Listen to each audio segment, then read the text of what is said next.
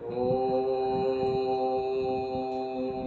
गजाननं भूतगणाधिसेवितं कपेतजम्बोफलचारुभक्षणम् उमासुतं शोकविनाशकारिकं नमामि विघ्नेश्वरपादपङ्कजम्। जयन्ती मंगला काली भद्रकाली कपालिनी दुर्गा क्षमा शिवा धात्री स्वाहा सुधा नमस्तुते। नर्मदापुरं सुविख्यातं रेवाया दक्षिणे तटे सेवाश्रमेषु राजता देवी नर्मदायै नमो नमः। आदिशक्ति जगज्जननी भगवती दुर्गा को प्रणाम करते हुए नवरात्रि के शुभ अवसर पर 9 दिन तक हम आपको देवी भागवत पुराण सुनाने जा रहे हैं। माता की कृपा से आप रोज़ प्रातः 6 बजे प्रतिदिन एकम से लेकर के नवमी तक रोज़ आपके सामने दुर्गा जी के विषय में नई नई कथाएं आपको हम सुनाएंगे। जैसा कि आप जानते हैं, श्रावण भर आप लोगों ने शिव पुराण सुना और अधिक मास था इसलिए विष्णु पुराण भी सुना आपने, और बहुत बहुत आप लोगों ने मुझे संबल दिया, सुन करके अपने व्यूज़ दिए, सब्सक्राइब भी किया आपने। इसलिए मैं आपका बहुत बहुत आभार अभिनंदन मानता हूँ। भगवती देवी आपके ऊपर बहुत बहुत कृपा करें। और जैसा कि आप जानते हैं, विगत 2-3 वर्षों से हम पुराणों का अवगाहन करके और आपके सामने दोहा चौपाइयों में ये मैं समझ रहा हूँ कि ये एक क्रांतिकारी प्रयास है आने वाली पीढ़ी के लिए। घर घर आप लोगों को जो है पुराणों की चर्चा, पुराणों की कथाओं से जानकारी होती रहेगी। तो आज प्रथम दिवस है नवरात्रि का। भगवती का संक्षिप्त देवी भागवत पुराणम दोहा चौपाइयों में मंगलाचरण सुनिए। गौरी के गिरिजेश के प्यारे पुत्र गणेश सहित शारदा नर्मदा आये हृदय प्रदेश। गाई रेवा की कथा गाई शिव की गाथ, देवी भागवत की कथा गाऊं दीजे साथ। हे भगवान गौरी के पति गिरिजेश और भगवान गणेश, भगवती शारदा, माँ नर्मदा, सबको स्मरण करते हुए देवी भागवत पुराण सुनाया जा रहा है। इसके पूर्व में गाई रेवा की कथा यानी नर्मदा पुराण सुनाया, गाई शिव की गाथ भगवान शिव की कथा सुनाई, और अब देवी भागवत सुनाई जा रही है। देवी भागवत पुराण के बाद में हमने विष्णु पुराण भी तैयार किया, और उसके बाद में विष्णु पुराण के बाद देवी भागवत पुराण हो गया, विष्णु पुराण हो गया, उसके बाद श्रीमद् भागवत पुराण। ये तीनों 4-5 पुराण जो है प्रकाशित हो चुके हैं। और आज आपके सामने ये भगवती के आप दर्शन कीजिए। सबसे पहले आप ये देखिए, इस प्रकार से ये संक्षिप्त देवी भागवत पुराणम, ये पूरा देवी भागवत पुराण जो है 104 पृष्ठों में मुख्य कथाएं भगवती दुर्गा जी की जो देवी भागवत में दी गई है वो प्रस्तुत की गई है। और अब मैं शुरू कर रहा हूँ गौरी गणेश को स्मरण करते हुए। परम ब्रह्म रूपराम्बा संज्ञा दो पर एक। हाँ भाई, इस पर आप विशेष रूप से ये बात हृदयंगम करें, अपने मन में इस बात को हमेशा ध्यान रखें कि चाहे परम ब्रह्म का स्मरण करें चाहे पराम्बा का। केवल कहने को जैसे कहा है ना कि भक्ति भक्त भगवंत गुरु चतुर नाम बपु एक, जैसे ये चारों नाम एक है ना, इसी प्रकार से यहाँ पर वेदव्यास जी क्या कह रहे हैं, परम ब्रह्म पराम्बा संज्ञा दो पर एक। अम्बा की ही शक्ति है दिखते हमें अनेक। एक होते हुए भी जो अनेक दिखाई दे रहे हैं, हम वो दृष्टिगोचर हो रहे हैं। ये क्या है? ये आदि शक्ति जगदम्बा की कृपा है का ही फल है। उन्हीं की कृपा कोर है, जिस ओर हो जाए उसे सब कुछ दिखाई देने लगता है। आदि शक्ति और माँ की ममता, जिसकी नहीं जगत में समता। भैया, और कहते हैं ना कि माँ ईश्वर के समान है, बल्कि ईश्वर भी उसकी गोद में आके खेलने को मचलते हैं, ऐसी जगदम्बा माँ है। तो ये आदि शक्ति और माँ की ममता, उसके हृदय में माँ की ममता है, इसलिए कहा है कि बेटा कपूत हो सकता है पर माता कपूत, माता जो है कुमाता नहीं होती। तो देखिए यहाँ पर सबसे पहले यही कहा गया है, इसलिए अपने अपनी माँ को नमन करें और अपनी माँ में आप लोग जो आदि शक्ति माँ का दर्शन करें। आदि शक्ति और माँ की ममता, जिसकी नहीं जगत में समता। माँ को अति प्रिय है संताना, विधि हरिपुत्र बने जग जाना। सारा संसार जानता है कि भाई विधाता और भगवान विष्णु भी स्वयं जो है पुत्र बन करके माँ के गोद में खेले हैं। आदि शक्ति लेकर माँ रूपा, प्रकटित करती शक्ति अनूपा। अपनी अनेक शक्ति, बड़ी सुंदर सुंदर विचित्र शक्ति को प्रकट करती रहती है माँ, अनेक रूप ले लेकर के। हम सब आदि शक्ति संताना, और सबका माँ रखती है ध्याना। बच्चा भूल जाए पर माँ नहीं भूलती, और ये जिस दिन हमारे मन में ऐसा विश्वास हो गया, उस दिन तो समझ लो साक्षात माँ की कृपा बरसती रहेगी। तो भैया माँ को कहा है ना, हम सब आदि शक्ति, हम सब जो है जितने भी प्राणी हैं, इसलिए कहा ना वसुदेव कुटुंबकम। ये भावना कहाँ से आई? ये यहीं से आई कि हम सब आदि शक्ति की संतान हैं। समय समय पर ले अवतारा, और करती दूर कष्ट जन सारा। भगवती आदि शक्ति परम्बा समय समय पर अपने भक्तों का दुख दूर करने के लिए अवतार लिया करती हैं। माँ की महिमा का गुण गाना, और देवी भागवत की न वखाना। ये जो देवी भागवत पुराण सुनाया जा रहा है, इसमें आदि शक्ति परम्बा माँ भगवती दुर्गा देवी जगत जननी देवी की पूरी कथा इसमें दी गई है।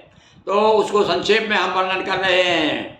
इसी ग्रंथ का लेकर आश्रय, और गान करूंगा था मंगल में। या इसी पुराण का आश्रय लेकर के, सहारा लेकर के मैं भगवती का गुणगान गाना चाह रहा हूँ।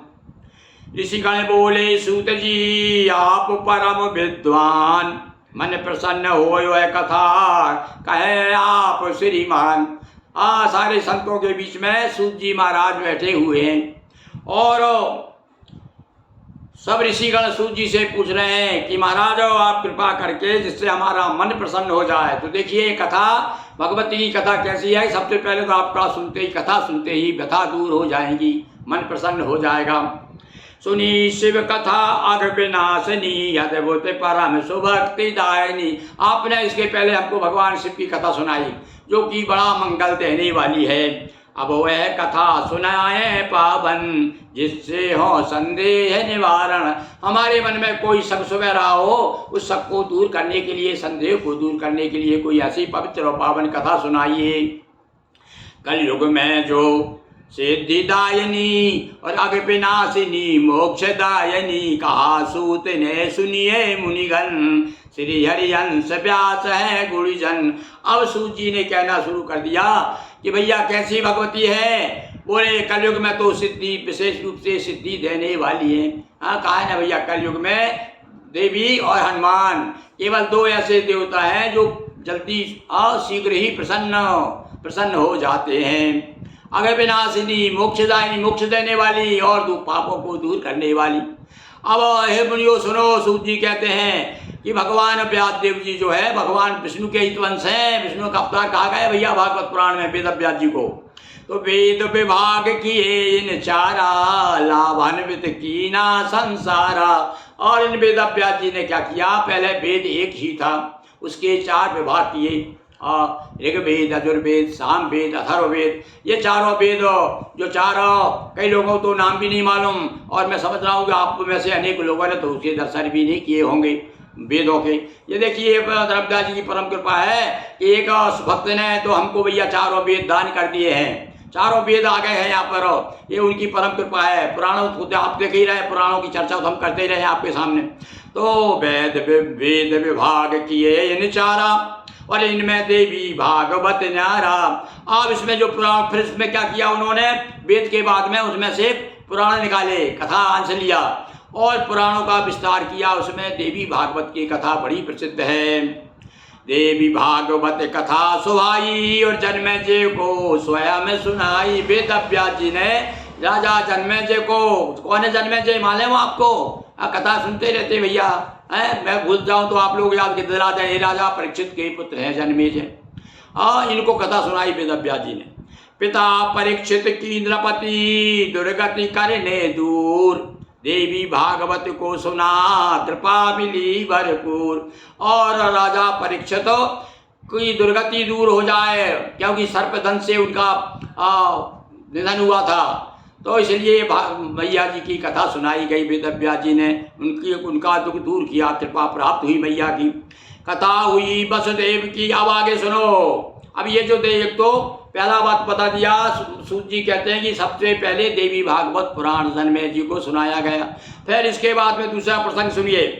कथा हुई वसुदेव ग्रह, नारद कहा पुराण, देवी भागवत की कृपा जय कृष्ण भगवान। अरे कृष्ण भगवान की जो विजय प्राप्त हुई वो उसके पीछे भी एक कारण है। कौन सा? बोले देवी भागवत पुराण। वसुदेव जी के यहाँ पर नारद जी कथावाचक बने थे भैया, प्रवचनकार। नारद जी ने कथा सुनाई थी। कहाँ पर?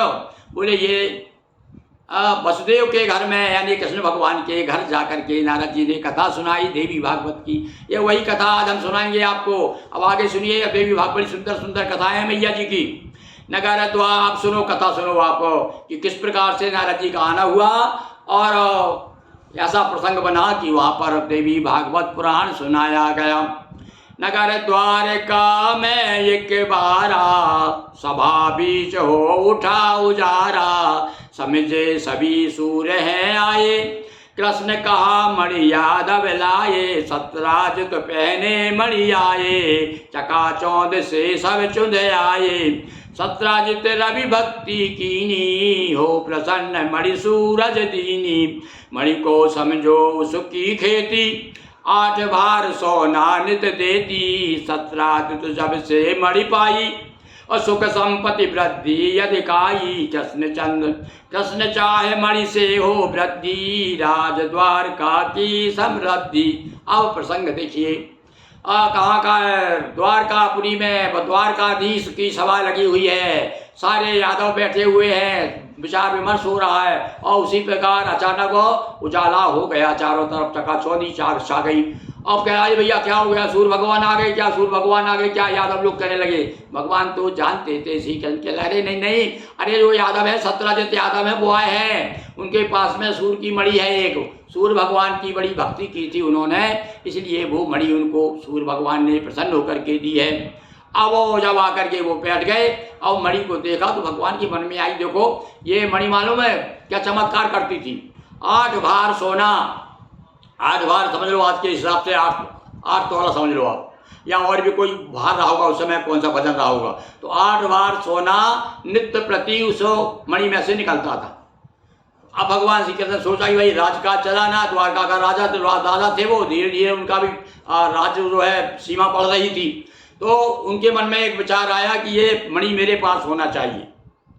तो सतराजित किंतु नहीं सतराजित दीनी, एक बार प्रसेन ले लीनी। अब थोड़ी सी मांग रखी थी कि भैया तू यदि चाहे तो ये मणि हम दे दे, तो राजा के राज काम में काम आ जाएगी, हैं राज्य में कितना खर्च होता है, उसमें मदद मिल जाएगी। पर इसने मना कर दिया, नहीं दी।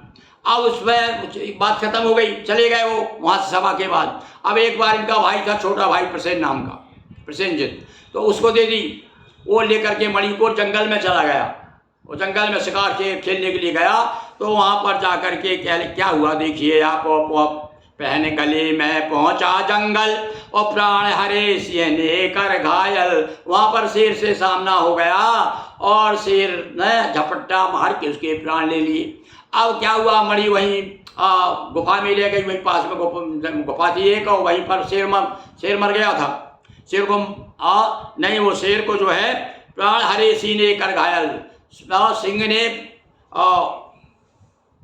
ने सिंह से जाम बंत, और उस सिंह ने जो है इनको मार डाला, प्रसेन को, और प्रसेन जो खत्म कर दिया, और मणि शेर से जो है उस समय जामवंत भी थे वहीं पर, तो जामवंत ने शेर से मणि ले ली। शीशे जामवंत मणि लीनी, गुफा समय मध्य बालक को दीनी। और उनकी एक बालिका थी भैया जामवंती। अब देखिए अब यहाँ पर भगवान का कैसे विवाह होता है उससे, जामवंती थे। ये कथा आगे बताएंगे, पर अभी तो ये बताएंगे देवी भागवत पुराण के पीछे क्या कथा है, कि देवी भागवत पुराण क्यों कराई नारद जी से वसुदेव जी ने। अब ये यहाँ पर इसलिए कराई, वो आप प्रसंग रहस्य खुलेगा उसका। किसी से जामवंत मणि लीनी, गुफा मध्य बालक को दीनी। मरा प्रसेन सभी ने जाना, और सक संदेह कृष्ण पर आना। अब सब लोगों ने सोचा, और दूसरे लोग सोचने लगे कि अरे वो मणि मांगी थी ना कृष्ण भगवान ने, तो मणि लेने के लिए और जंगल में प्रसेन मणि ले गया था, तो प्रसेन को कृष्ण ने मरवा डाला होगा। तो भगवान कृष्ण के ऊपर एक प्रकार से कलंक लग गया। और निज कलंक को दूर हटाने गए ढूंढने मणि को लाने। और क्या वो मणि के कारण भगवान कृष्ण ने मणि ले ली होगी और प्रसेन को खत्म करवा दिया। अब भगवान इस कलंक को दूर करने के लिए मणि लेने के लिए ढूंढने के लिए गई। भैया मणि ला के दूँ बताऊँ भैया, मैंने तो मांगी थी केवल तुमसे, चर्चा की थी, केवल इच्छा व्यक्त की थी, मैं क्यों इस प्रकार से धोखा दूंगा। माँ साथ कछुकपुर वासी लीने, जंगल और सभी चल दीने। और अब मणि ढूंढने के लिए भगवान श्री कृष्ण अपने साथियों को लेकर के चल दिए। सीने था प्रसेन को मारा, और देखी लाश गुफा के द्वारा। चले गए घूमते घूमते, वहाँ शेर मिल गया, शेर मरा हुआ था। नहीं, शेर के वहाँ पास में गया तो वहाँ प्रसेन मरा हुआ मिला। सीने था प्रसेन को मारा, और जहाँ पर सिंह ने प्रसेन को मारा था, प्रसेनजित को, और वहीं पर लाश पड़ी हुई थी उसकी। कहा कृष्ण तुम रुको यहीं पर, और गुफा मध्य देखूं मैं जाकर। अब भगवान कृष्ण को अंदाज हो गया कि हो ना हो प्रसेन ने यहाँ मरा पड़ा है, तो और किसी ने मणि ले ली होगी। मैं देखो सब लोग उसका रुको रुको भाई।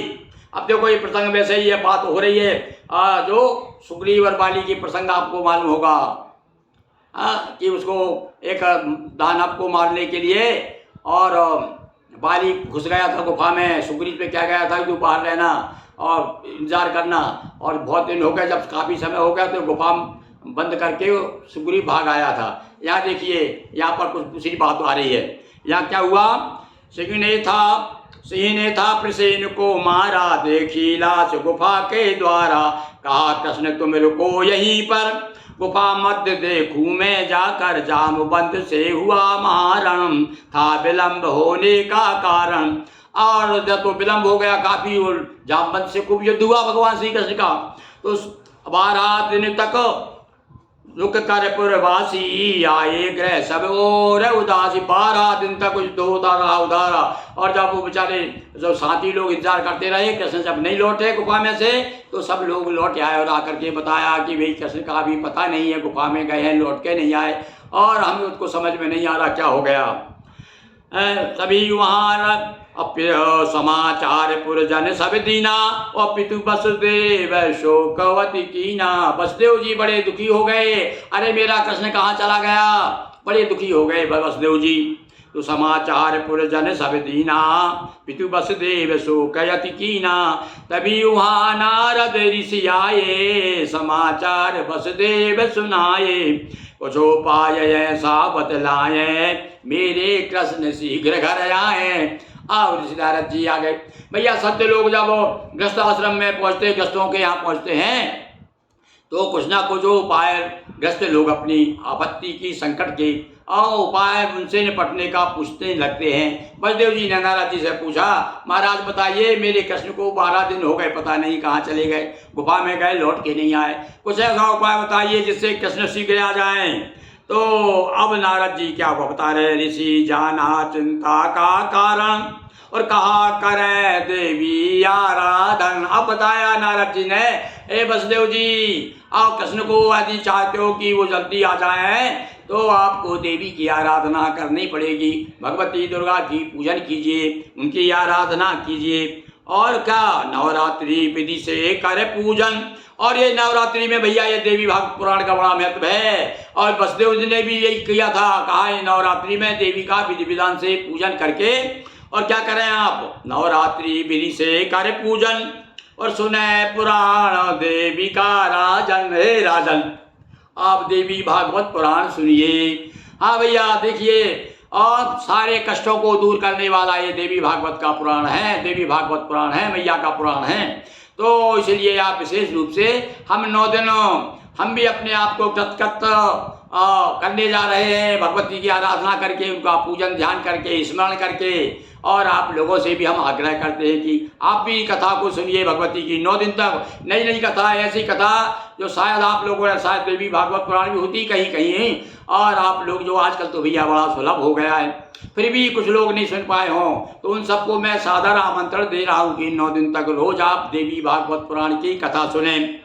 कथा समापन तो क्या हुआ, क्या कहने लगे नारद जी कि निश्चित कृपा करें जगदम्बा, लौट आएगा सुत विलंबा। मुझे पूरा विश्वास है तुम्हारा पुत्र जल्दी आ जाएगा। तुम जो है 9 दिन तक आराधना करो, देवी भागवत पुराण सुनो और मैया की पूजन करो। नारद लगे पुराण सुनाने और जगदम्बा की महिमा गाने।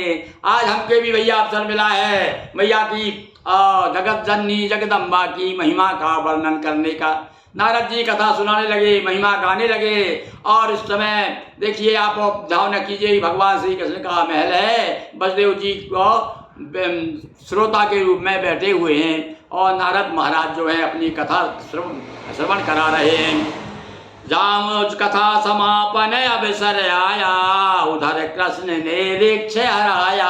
और जो ही 9वें दिन कथा का विश्राम का समय आया, उसी समय जो है भगवान श्री कृष्ण ने जामवंत को हरा दिया। जामवंत हारा पहचाना और ये श्री कृष्ण राम है जाना। अब जामवंत ने भी पहचान कर ली, अरे ये तो मेरे स्वामी हैं त्रिधायुग के। आज इतने दिन लड़ने के बाद, मतलब 12 दिन तो इधर हो गए थे, 9 दिन ये, इतने दिन युद्ध चला, समझ लीजिए आप। तो बहुत भांति स्तुति तब कीनी, पुत्री स्वयं कृष्ण को दीनी। लो भैया, और देवी भागवत की क्या कृपा हुई है, लौट के तो आई रहे हैं। जामवंत को तो हरा दिया और जामवंत ने अपनी पुत्री को भी समर्पित कर दिया जामवंती को। ऐसे ही भैया भगवान के ऐसे बहुत से 8 विवाह हुए हैं भगवान के, ऐसे ही सबने प्रसन्न हो करके अपने, अब देखो ये आगे ये सत्यराजित है ना, ये जो कलंक लगा रहा था, ये भी अपनी पुत्री हाथ जोड़ करके महाराज मेरी पुत्री ले लो। तो सत्यराजित ने भी अपनी पुत्री भगवान के साथ विवाह कर दिया। मिली जामवंती मधु नूतन, मणि लेकर लौटे मधुसूदन। तब वसुदेव मुदित भय भारी, अम्ब कृपा लौटे बनवारी। और इस प्रकार से भैया वसुदेव जी को बड़े प्रसन्न हो गए। ये भगवती जगदम्बा की कृपा है कि मेरे पुत्र लौट के आ गए। देवी भागवत सुना कर नारद किया बयान, जगदम्बा की कृपा का यह पहला व्याख्यान। बोलिए दुर्गा महारानी की जय, नर्मदा मैया की जय, हर हर महादेव शंभो। लीजिए बंधु, आज प्रथम दिवस भगवती दुर्गा का देखिए ऐसे सुंदर सुंदर कथाएं। क्या है पहला आख्यान, अभी और महिमा सुनाएंगे आपको, कल दूसरी महिमा सुनाएंगे किस प्रकार से देवी भागवत पुराण और किसने सुना और उसे क्या लाभ मिला। तो अभी तो हम महिमा सुनाएंगे आपको 1-2 दिन, और उसके बाद में फिर कथाएं सुनाएंगे। तो एक बार फिर मेरे साथ बोलिए, जगत जननी जगदम्बा दुर्गा महारानी की जय, नर्मदा मैया की जय, हर हर महादेव शंभो।